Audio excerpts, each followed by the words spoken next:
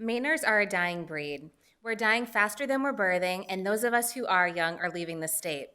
I'm sure many of you know someone like my brother who left Maine to study law and plans to live there because his job prospects are connected to his university.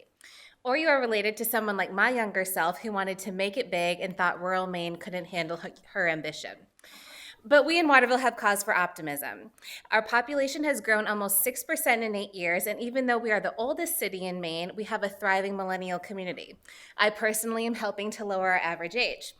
We're attracting millennials because we offer what bigger, frothier cities can't.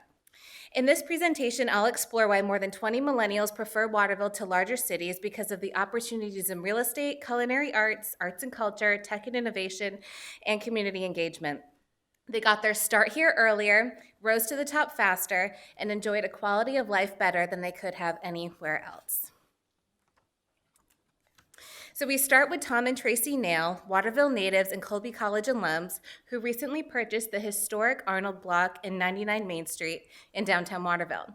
Instead of waiting to break into the real estate markets of Portland or Boston, the siblings were able to make a big impact in Waterville at their young age because the city is accessible and affordable.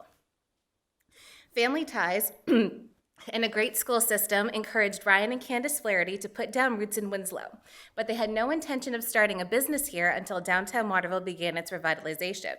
In 2018, they leveraged Ryan's home brewing skills to open Waterville Brewing Company, the city's first microbrewery.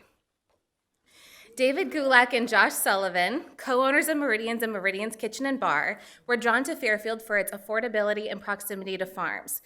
The two have proven that just because they're in a non-metro area doesn't mean that they can't offer high-quality, local specialty food and beverage. They were just named one of Eater's top 11 places to dine in Maine.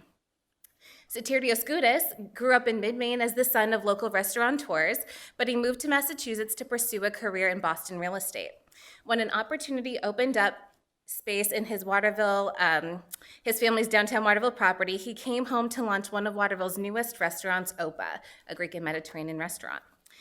When Waterville native and performing arts lover Tamsin Warner discovered that New York City was better to visit than to live in, she realized that Waterville actually had great arts assets. She returned home, became the executive director of the Waterville Opera House, and is bringing big city innovation to raise the profile of our arts and culture scene.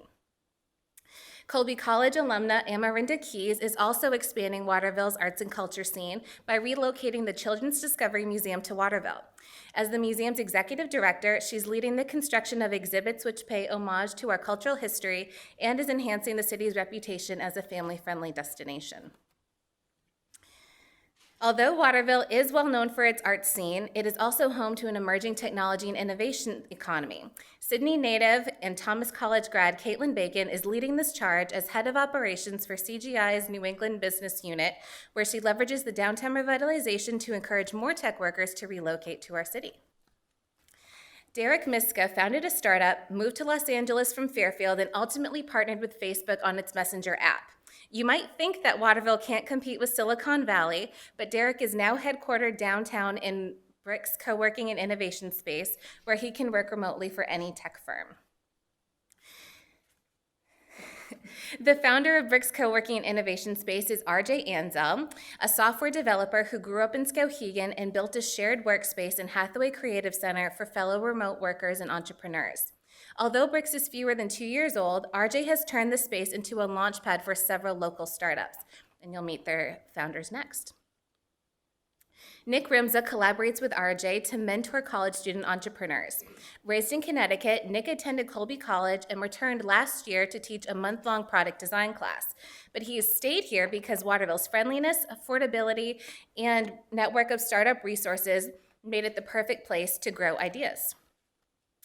Dylan Bayou is a Thomas College senior who began his startup journey as the entrepreneur in residence at Brick's Co-working Innovation Space.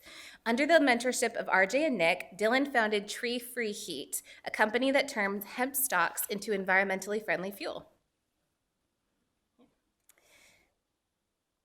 Also a mentee of RJ and Nick, Josh Kim is a Colby College student and founder of Sklaza, an online marketplace for college students that is already operating on Colby's campus. Like Dylan, Josh is a contestant on Greenlight Maine's Collegiate Edition, where he's pitching his idea to expand SCLAZA to all Maine college campuses. Just a sophomore at Colby College, Catherine Doherty became a partner in Easy Eats, a college campus-based dorm-door food delivery service that operates on multiple college campuses in Maine. She's used RJ and Nick's mentorship at Brick's Co-working Innovation Space to design Easy Eats 2.0. And the final entrepreneurial highlight is Torsten Brinkema, a Colby College student utilizing RJ and Nick's mentorship to build We Art, an online apparel company that provides a platform for young artists to showcase their art and build a following. You can see in this photo that Torsten is actually wearing a shirt featuring artwork from a We Art artist. So we have a lot of millennials here, but until recently, they didn't have a place to find each other.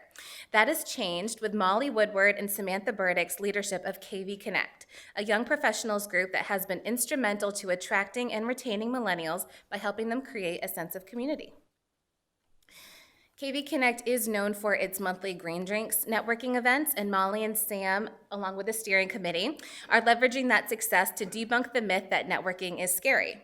By building camaraderie and easing young professionals into the business community, KV Connect is ensuring that millennials and future generations are a vital part of the Mid-Maine economy. So in sum, whether they grew up here or stayed after graduating college, millennials like these are finding that Waterville is the ideal place to chase ambitions of all shapes and sizes. My challenge to you is to tell your relatives, friends, and coworkers that they too can find success in our rural city. You can direct them to centralmaine.org/millennial to see how. Thank you.